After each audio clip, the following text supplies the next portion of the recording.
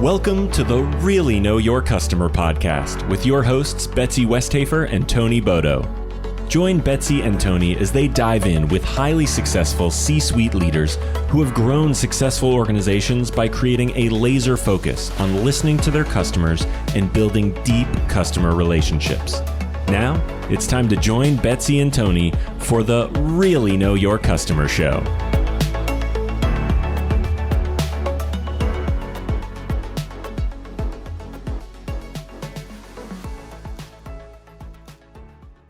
Welcome to the Really Know Your Customer podcast. I'm Tony Bodo, CEO of Tony Bodo International.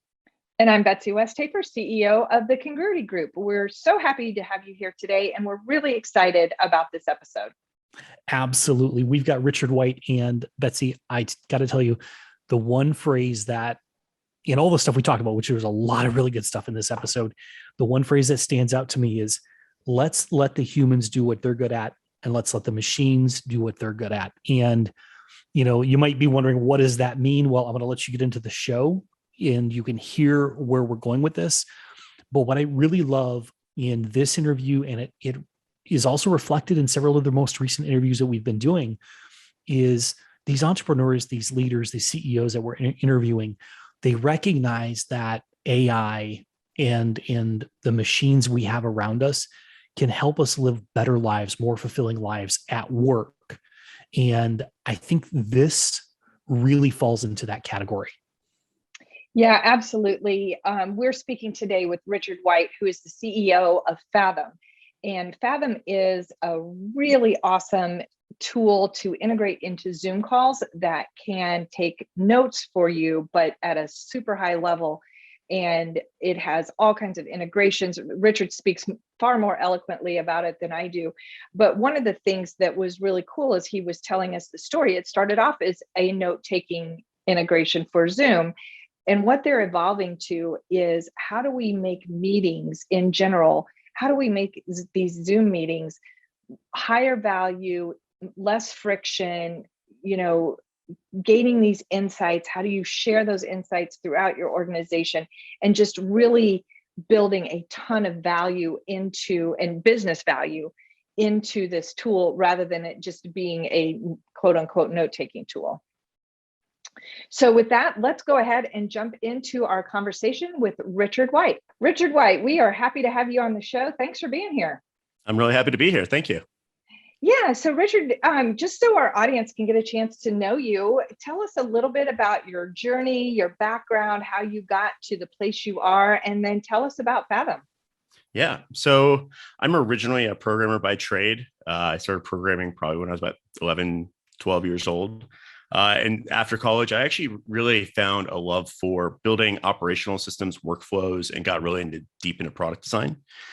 And for most of my career, for about 12 years, I ran a company called User Voice. If you've ever seen the little feedback tabs on the side of websites, that was what we invented. That you can't really patent that, so you're welcome, world. So really worked on that for 12 years and got really deep working with, hundreds of, if not thousands, of companies, helping them figure out how to set up a really high quality feedback program. And then more recently, in the process of doing a lot of customer research myself, I guess it was probably right before the pandemic. So early 2020, I was doing a lot of customer calls. I think I did 300 customer calls in the first month of January 2020, month of 2020. And, I was just taking notes on every call, and I was like cleaning up those notes, and I was sharing the notes with my team of like, here's what I'm hearing from our customers. Here's like the interesting feedback and insights. And two things I really realized. One is that process is terrible. It's exhausting to try to talk to someone.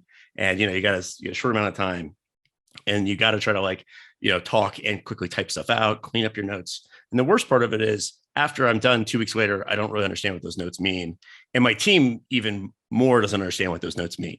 And so that's kicked off the wheels turning in my head, which led to Fathom, which has been running now for about 18 months, which is an app for Zoom. It's a free app for Zoom, actually, that we record in real time, transcribe, and allow you to highlight like the interesting moments in your Zoom calls, which may be, customer pain points, insights, product feedback. And instead of passing around notes, we can pass around short little video clips of our customers. who are the customers that are gravitating to what you've built, some use cases, some of the feedback that you're getting from them? And we've had the opportunity to see it, and it's amazing. Can't wait to dive in and start using it. But tell us about your customers and how they're going about using it. Yeah, I mean, I think there's two big use cases and users. One is just anyone who's on a lot of Zoom calls, especially on a lot of customer-facing Zoom calls, right? It's one thing when you do an internal meeting, taking notes, but you can always follow up with them if you miss something.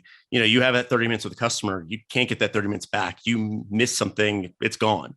And so, I think majority of our folks are, salespeople, customer success, client success, consultants, anyone who does, like I said, a lot of Zoom customer calls every week. And a lot of what we do really is just make your life, living on Zoom a little less stressful, right? Because you don't it's funny when I'm not using my product or when I have an in-person meeting now, I find it very stressful because I'm like, oh crap, I got to pay attention here. And so that's one side of it. And the other side are founders, team leaders who want to see what's happening on these calls. At User Voice, my previous company, I had a stint where I ran our sales team. And one of the things I found the most challenging about running the sales team was getting them to write good notes, right? They have all these interesting calls. Some of them wrote 3 words per hour. Some of them almost was a full transcript, but no matter how good or bad their notes were, I constantly found myself saying yeah, but how do they actually object to our pricing? Or what do they actually say about that competitor? And so I think for founders and team leads, that's the other side of the equation. Our killer feature is you can kind of double click in, right? You can still get those notes in your CRM, but now when you're the rep says, oh, they're not buying based on price, you can click the link, go into Fathom and watch that 30 seconds of the call. And so creating that kind of transparency across organizations, I think is really killer, right? Because there's something about hearing a customer firsthand that just doesn't translate into a couple bullet points, right? It's their tone, it's their inflection, and it's just something that's just human about being this human has a problem. I want to go solve the problem for this human with my product that you can't easily kind of ignore as much as you can when it's a few bullet points in your CRM. Yeah, that is just amazing because there's so much more than just the words on paper, right? And context and facial expressions and all of those things. And, on the other side is who doesn't want less stress in a Zoom call? I mean, I know everybody I've talked to is pretty fatigued by it, but, if that's a way to make that better, that's awesome. How are you going about finding your customers? We got involved Zoom with Zoom. Zoom has a new kind of app store for they have these kind of new plugins for Zoom called Zoom Apps. We were fortunate to kind of get in early into that program. We were one of the first 50 launch partners. And I think last time I checked, we were the number 1 app in this app store. And so a lot of people are just finding us through that. And I'm really happy to say that now, very quickly becoming our number 2 channel is just word of mouth referrals and invites from other users. You use this on a call, you kind of announce hey, I'm recording. Hey, what's that app you're using? Right. So we just see a lot of kind of organic word of mouth referral. And I think word of mouth is back, right? I feel we went through, the last 15 years of SaaS where there was a new hot demand gen channel every couple of years. And so every company built on that. And now with social media, with all this different stuff, word of mouth is back to being, I think, the best channel you could ask for. So those are the 2 big ways we're getting folks today. So I'm really curious. We talked about your customers a little bit here, but I want to dive in deeper and really look at what are the ways that you really see the software helping your customers get to know their customers. I mean, it's a really perfect fit for our show, really, because it's all about getting to know your customers. And I heard you say a couple things, so I just want to kind of dig deeper here. It's like a founder or a CEO wanting to know what's the exact language that's being used. Let me see that exact segment of the call. But let's go deeper. What does it really mean when they get to know that about a customer? How does that help them? I mean, there's a number of different dimensions, right? So one dimension, we have a channel called Boom, right, in our Slack. So I think a lot of us are using Slack, right? And so Boom is for anything great that happens, right? And it's generally a list of, excited email messages, but it's also when when someone's on a Zoom call, we do interviews with all of our users after their first call with Fathom. And we actually pay them to take that interview with us, even though we're a free product. So we'll pay you to give us feedback. And so us and a bunch of other companies I've talked to will set it up so that like there's a button in Fathom that's like positive moment. And, clicking that, and it automatically will send that highlight actually in real time within like 20 seconds to like a Slack channel. So I've heard it called like golden nuggets or wins. We call it boom, right? And I think that's one thing that just kind of drives morale of like, okay, it's working, or people like what we're doing. Like, it's hard to put your finger on the value of that. But so that's one. Another one would be just simply like product feedback, right? So we have another button, and it's kind of one of the standard buttons we provision or tags we provision in Fathom. You can click and say, oh, this is product feedback. And so we actually use user voice, my last company's product, along with Fathom. So we will actually log that feedback. Here's what they said. Here's our paraphrasing what they said, and here's the clip, and all of that goes into a different Slack channel. And so I think there's, and that's another common thing I've seen is just having a shared company Slack channel where all the most common pieces of feedback come in. I think it's really hard at times to be super diligent so that you've got this perfect view of all the, like, here's all the feedback. User voice helps a lot with it, but it's still really hard.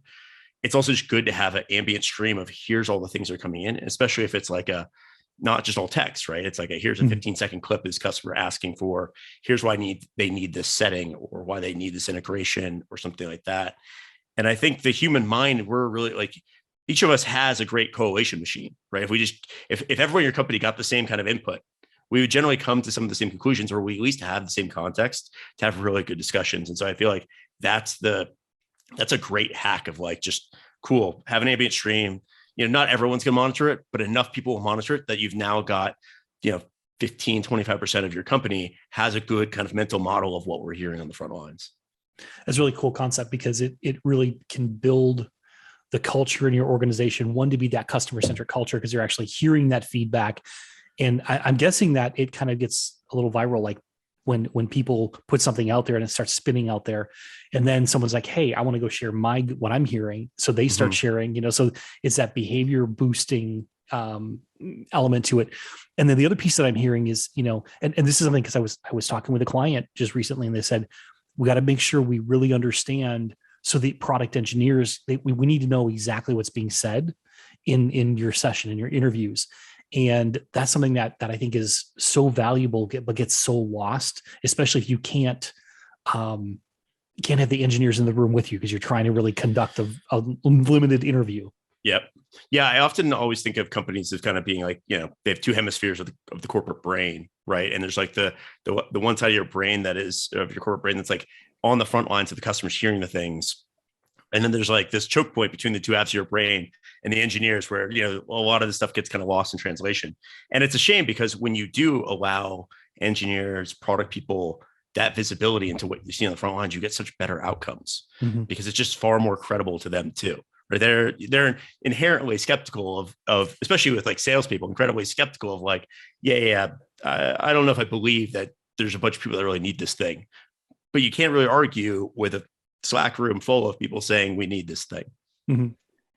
Tony, this reminds me of what we talked about in our book about unfiltered listening, and playing that game of telephone where, by the time it reaches the person that it needs to reach, it's been filtered through somebody else's lens, and the message gets muted or distorted or lost on the way up the chain or down the chain. I feel like at some point there's certain people in the org that felt like the job was to like paraphrase this stuff, right? And actually by paraphrasing it, generally it's like we lost too much signal, and so now it doesn't have the same impact. One of the stories we tell in the book is we had a client that asked us to present to their sales team about the launch of the customer advisory board, and that we were looking to the sales team for nominations of people to serve on the board. And most of the salespeople were like gunning to get their people on the board. They wanted that visibility. They wanted them to have the relationship with the C-suite. They were all about it. And this one sales rep was like, no, my clients are too busy. And I talk to them all the time. You don't need to talk to them.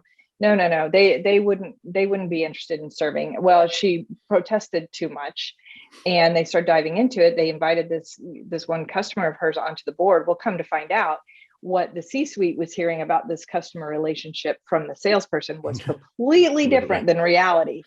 And so it really exposed that, where if they had had a tool like Fathom, that, and I'm not saying all salespeople are like that. This was an outlier that just wasn't playing the game right. But if they had had a tool like that where you can't hide behind your own filter when you're talking to your C-suite, that would be really impactful, I think.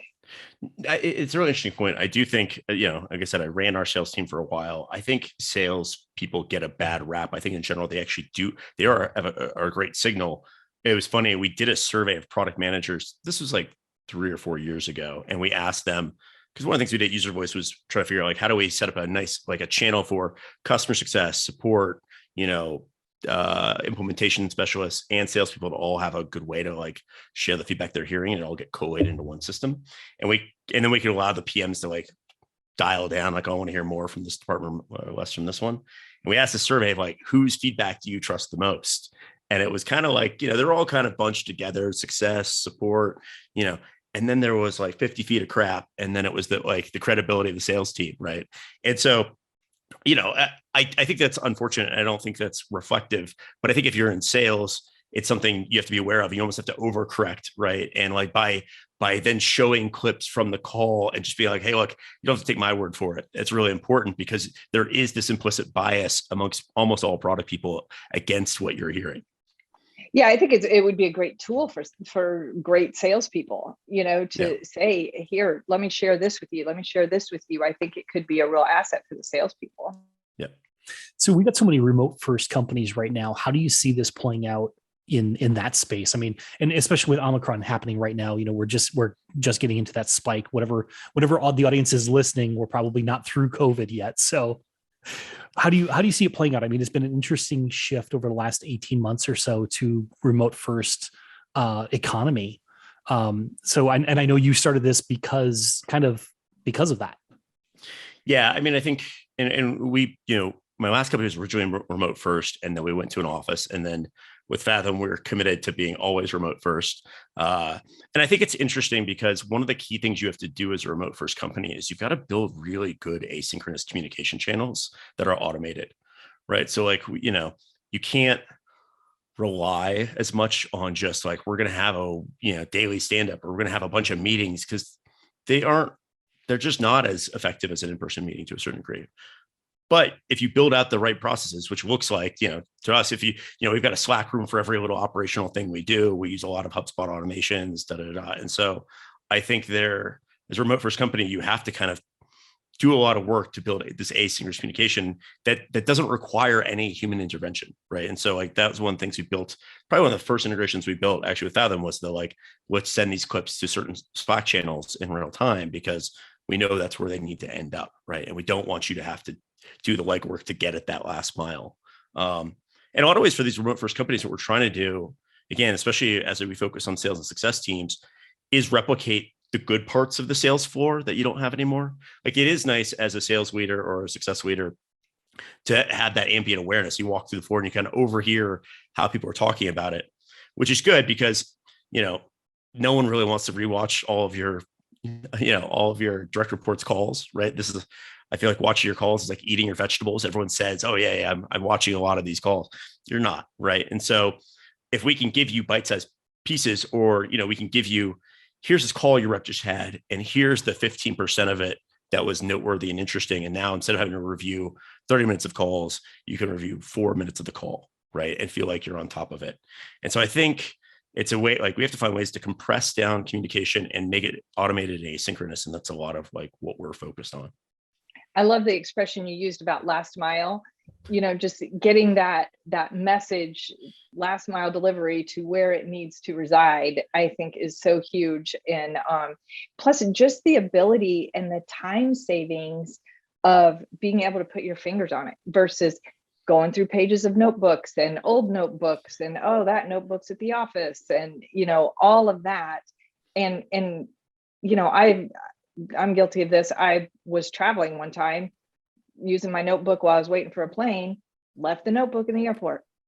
And then I got nothing, and because, taking the time to recreate all your notes is just painful and doesn't happen. And Yep. So, just the increase to the bottom line based on productivity seems like that would be really significant. And so when you are talking to companies, what are some of your talking points when you are, like, this is why you need to use our product and here's the business value for it, such as increased productivity?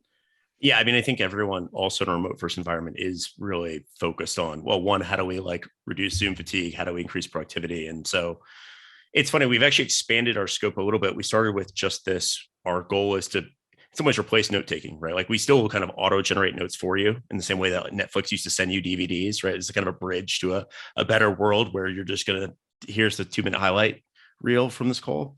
But we kind of expanded out not only from just that stream to anything we can do to help you run a meeting better, right? So we actually will tell you, if you start monologuing for like 2 minutes, we give you a little warning. We tell you like your talk time. We tell you how much time is left in the meeting. We're beta testing right now a thing that kind of when you get on the call, hey, here's who you're talking to. Here's the related op. Here's the last time you spoke with them. Here's their job titles. Here's where they're based. Like all that kind of stuff, that all of us that are on back to back to back calls, we're like, wait, who is this person again? What am I supposed to be doing in this meeting? Right. So anything we do to help with cutting down the pre-call prep and then really automating post-call data entry. And I think that is the piece that both the ICs on the front lines and managers love because, like I was complaining about how hard it is to get salespeople to enter notes. That actually takes second place to getting everyone to put their data into our CRM and diligently log everything. And so one of the things we do is we'll connect to their CRMs and say, great, sales rep A had a call. We immediately looked up all the contacts, associated accounts, opportunities. We auto-generated a summary of the call based upon the moments they highlighted while they were on the call, automatically filled it in, put all the right contacts. It did all that data entry stuff that like managers hate kind of browbeating people about, but they kind of have to. And so I think that's also a big part of it. It's just like, let's let the humans do the things humans are really good at, which is the conversations and the detective work on the call to really uncover the insights. And let's let the machines do what they're good at, which is syndicating these things all out to the right places in the org. I know being an entrepreneur that you are probably wired to look for opportunities, but the timing of what you're doing must have you pinching yourself with what's going on and the number of Zoom calls and the fatigue that people are feeling and the reality that it's never going to go back to 100% the way it used to be. It must feel pretty exciting for you to be doing this work at this time, especially when it's just so critical to supporting businesses through this pandemic. Yeah, I mean, it's pretty serendipitous, right? I always feel bad about it. I'm like, but it is interesting because sales was the last group. I mean, we had, teams, people working from home a couple of days a week, or, we had teams that were remote. They were mostly engineering teams before the pandemic, right? Sales managers, especially, were, I think, the most reticent to let their teams work from home. And now everyone's done it for long enough that, you're never going to put that genie back in the bottle, right? And so, yeah, we got pretty fortunate with our timing here. I actually would challenge you on the piece about feeling bad about it. I think it's a tremendous support to companies as they're trying to navigate this and making these meetings more productive and again, increasing productivity and making it easier for the sales team and the other users to do what they do best. I think it's a wonderful service that you're offering at a really critical time. That's fair. And I think the remote first work from home lifestyle is amazing. Like it's, personally one of the most impactful things in my life. And so if we can make that actually a better experience, not just kind of this is a fallback because we can't do the in-person one. Like I actually don't like in-person meetings anymore because I am garbage at taking notes in them. Like I have now got this crutch where I'm used to be like, oh crap, like I actually have to pay attention and like write stuff on a notepad. And like I remember I actually had like a 2-day onsite at Microsoft, which are our biggest customer in my last company. And I took 2 days of notes and I left them in the seat back pocket on the plane on the way back. Right. And so there's just so many reasons where like, especially with stuff coming around the corner tech wise, I think we're into a place where, right now, I think it's been a bit of a thrash for especially as companies that weren't built for remote first had to kind of adopt some processes. But I think once you do it really well, and with all the tech coming down the line, which is really exciting around AI, it's going to be even better. You're going to say like, gosh, I'll go back to the office occasionally, maybe because I like seeing humans, but otherwise the tech we've got for remote work now makes it just way better than what we had even before. I'm going to take a sidebar here for a second, because I'm just thinking about using this technology in education environments. I mean, that would be really cool, because teachers can go on, and the students are like, wait, what was the key? What was the element? They don't know how to take notes. And so I mean, it may not be your core market, but it's just one of those things like, man, my kids could really use this tool. Yeah, I mean, I think, we're starting with this focus on people that are talking to customers, but we've also seen like recruiting is another good place where the recruiting process is super weird too, right? Like you have a conversation with a person, then you try to explain to me the interesting parts of that conversation, then I try to dig in further. And it's like recruiting, education, we're, eventually like healthcare. There's a lot of areas where having this kind of like thing backing you up. So if you miss a thing, you can come back to it. There's also a lot of compliance reasons too. And like I said, in the future, I think you're going to get to a place where the system, we can keep adding more and more assistance to the system, right? The system will be able to start telling you things that used to be only telling in person. Like, for example, I do think one of the things we've lost from in-person meetings is if I'm in a conference room with you and I'm demoing something to you, I have a keen awareness of when I've lost you, right? Because I can kind of glance over at you and tell like, oh, I need to like engage him, ask a question. Well, now when I share my screen, you're like this little tiny thumbnail in the corner of my screen. I don't know if I lost. I don't even know if you're still alive, right? But we now have video streams for all these. So one of the things I think we'll be working on in the near future here is, we can analyze people's faces and do the same stuff that humans do, right? Looking for tells of disengagement and, alert you on the call. Hey, it looks like, you're losing Tony, right? Like ask him a question or and so there still are places where I think in person is superior, but that's what I'm saying. Like, I think the tech is going to get there soon enough that we can replicate some of those things, even in remote. Well, I find it really fascinating because years ago, I've been in the customer experience space for probably 15 years now.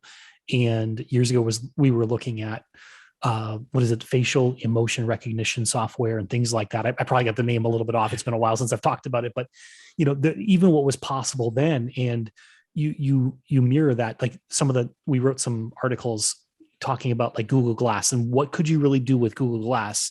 It was a fad for a while, but if customer service people on the front lines in a hotel had the Google Glass and you could tell who was approaching you and all this, I mean, obviously privacy shit, all that kind of stuff. Yeah. But what you're talking about is basically the same thing. You're talking about how do you make the human being smarter in the moment so they can accomplish more. And what's been going through my head the whole time here as you've been talking is, what's the speed of innovation going to turn into now? Because you can eliminate if I have a meeting with Betsy, we talk for 30 minutes, I come up with an idea, then I got to go have another 30-minute meeting, and then someone else have another 30-minute meeting. We could just say, hey, here's the clip, watch this clip. Everyone within 5 minutes, everyone's like, got it. This is what we need to do. Yep. Yeah. And it's getting pretty cool. We're actually, our system right now, what it does is like, it kind of we break up the call, right? So like if you're talking to Betsy and you hear something insightful, you click a button, we figure out when Betsy started talking, when Betsy stopped talking, right? We transcribe that section, we turn to a highlight. And now we're actually using also AI to like summarize the transcript so that we'll even have like a paraphrase short version of it too, which is also helpful, right? And so, pretty soon we'll be able to do audio analysis of Betsy's tone when she says this, and like, not just text-based sentiment, but audio-based sentiment and facial-based sentiment and all sorts of fun stuff. So yeah, I feel like a lot of the science fiction books from my youth are we're very prescient, and I feel like I'm starting to live in them more and more. You're making them happen. I feel like you should have called it Jetsonware, like the George Jetson. No, I think it's really exciting. And I was thinking of another use case, Tony, for us is, these podcasts, there is so much gold in these podcasts. We're up to, I think today we published our 39th episode. So there's so much great content from all of the people that we've talked to. And so Tony and I are in the process of writing another book, and we're pulling out some of those pieces of feedback from these podcasts.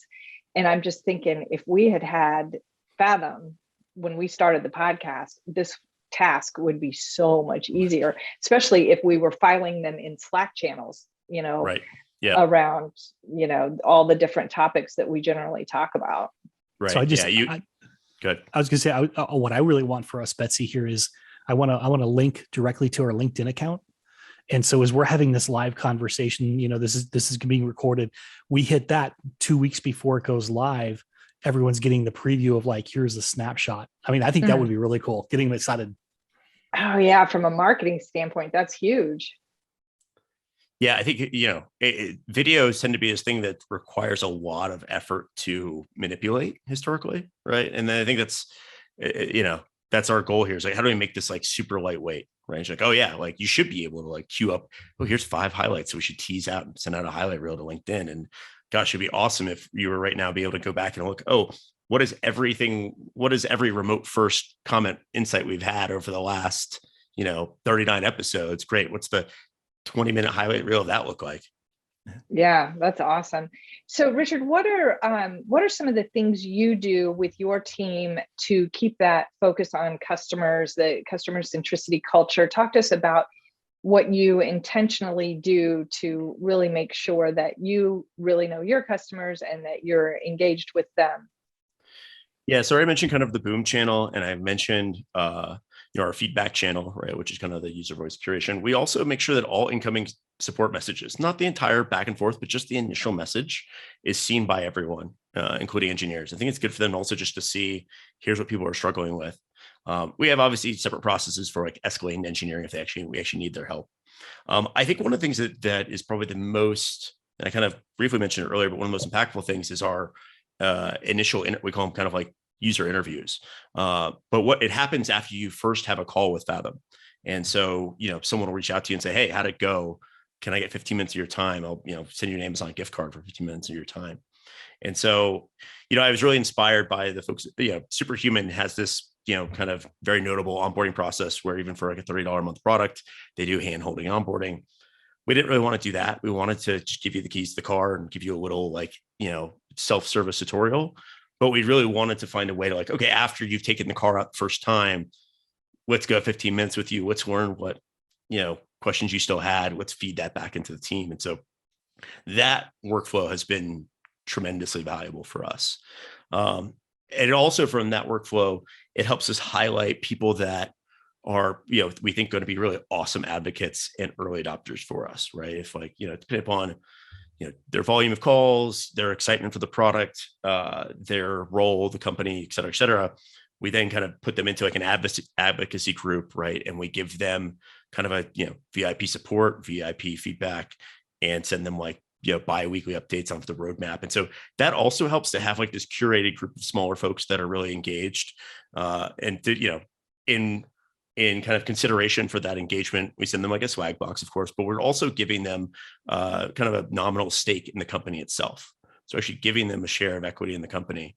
And so it creates like this really awesome advocacy group that gives us very honest feedback about the product and about what we're working on, because they feel actually really invested in it. And I think more than the average product. Wow, that's a solid answer to that question I asked about how you keep your customers engaged. That's awesome.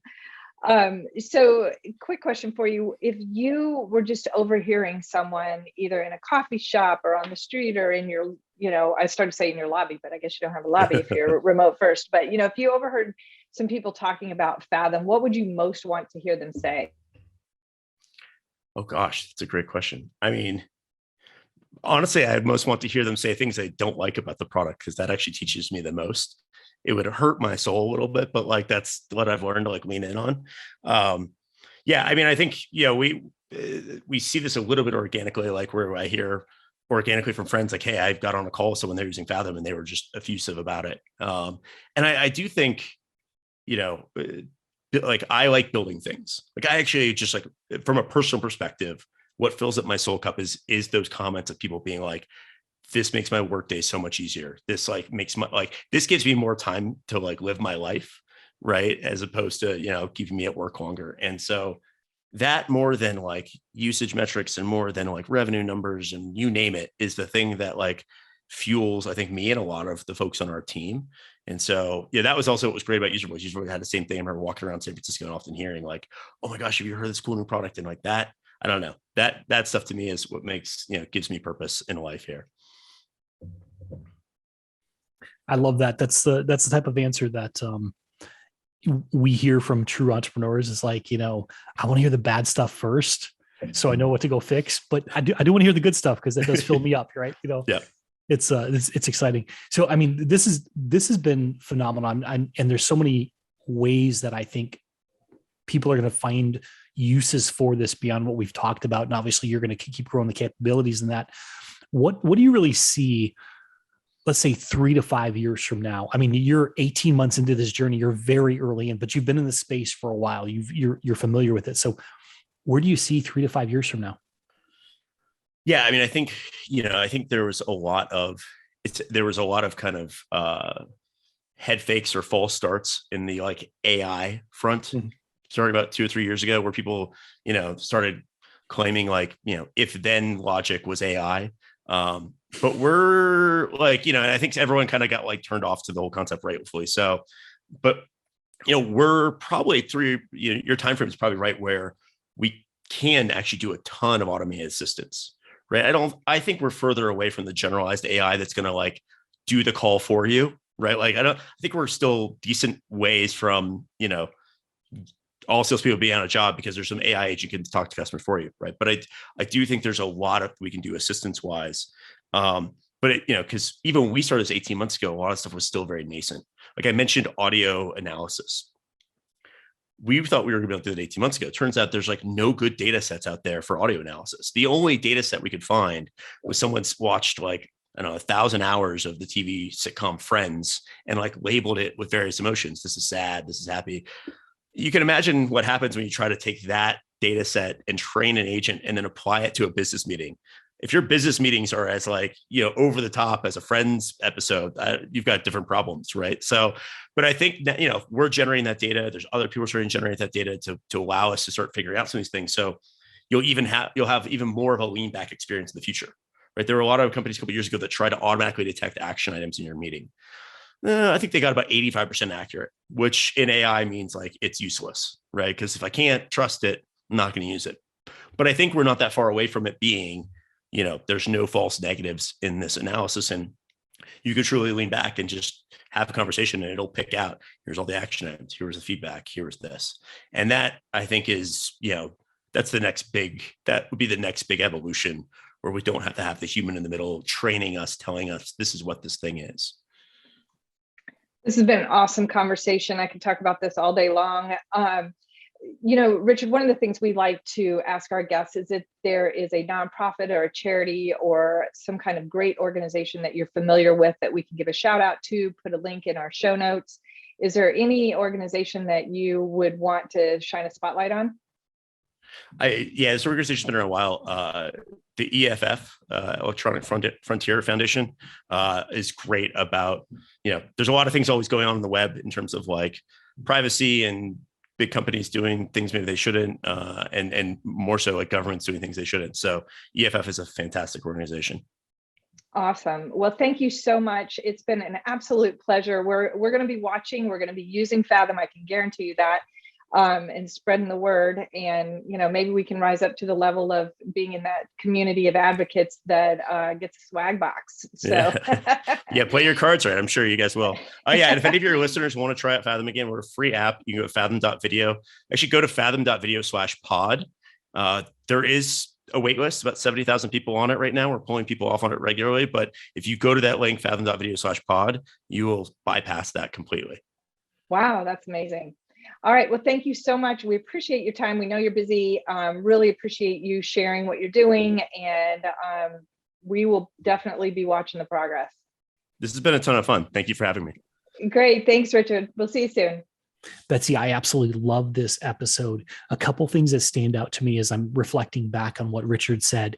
Number one, it's really fascinating how they have gotten to know their customers so well that now they're developing the tools to really make meetings better.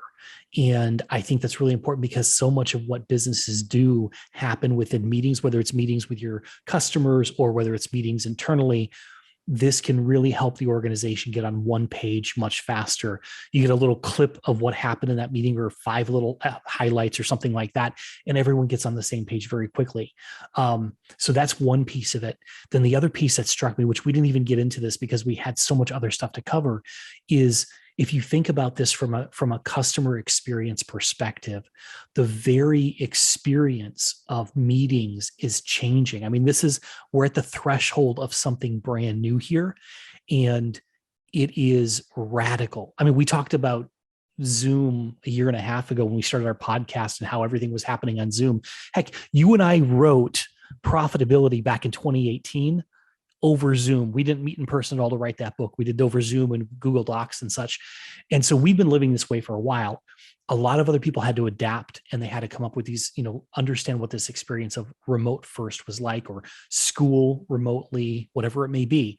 And so the experience that they're really pulling out here is one that's phenomenal because, being able to read the facial expressions, being able to give you clues when your audience may be disengaging, any of those types of things that they're building into their future tool set will change how we meet.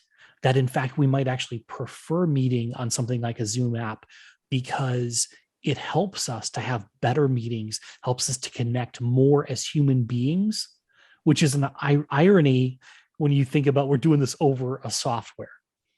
Yeah, I agree. And to your earlier point, just the idea of internal alignment and sharing not just someone's filtered version of what happened, but the actual clips where it still doesn't take them an hour and a half to watch a video of a meeting. It's hear the highlights straight from the horse's mouth, so to speak. And I just think it's incredibly powerful. I'm very excited about this, and my wheels are spinning on how we at Congruity can incorporate this into a lot of the different aspects of our business. So with that, Tony, always a pleasure. We have so much fun. Thank you for being here. We so appreciate our audience. Please, if you enjoyed this episode, give us a thumbs up. Be sure to hit the subscribe button, and we'll see you next time on the Really Know Your Customer podcast. Thanks for joining us for this episode of Really Know Your Customer. We hope you gained a lot of value from being here today. If you want to learn more about the work Betsy and Tony do to help their clients thrive, visit Betsy at thecongruitygroup.com and Tony at tonybodo.com. See you next time on the Really Know Your Customer show.